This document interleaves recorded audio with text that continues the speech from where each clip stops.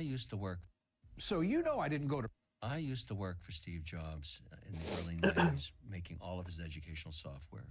By the way, not a nice guy. Not a nice guy.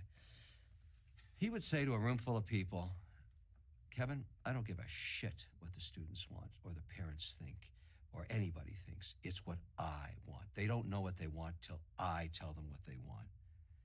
One thing about Kevin O'Leary is you can generally trust that he's saying what he means. He may be harsh at times, but it'll be the truth. And I said, Steve, you sound like such an asshole.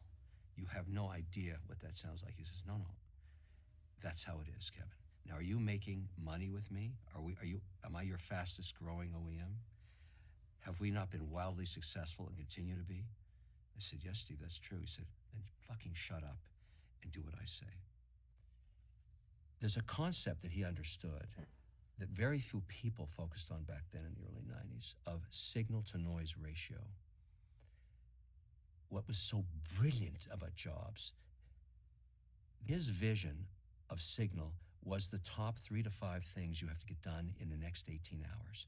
Not your vision for the business next week or next month or next year, just the next 18 hours you're awake. You're going to get those 3 things or those 5 things done that you have deemed critical for your mission. They must get done today. Anything that stops you from doing that is the noise. I have heard about this concept, and it sounds like a hyper-focused person, which he was. Evidently, it led him to a early death, you know. Burning the candle at both ends. So this signal to noise ratio to be successful for Steve Jobs was 80-20.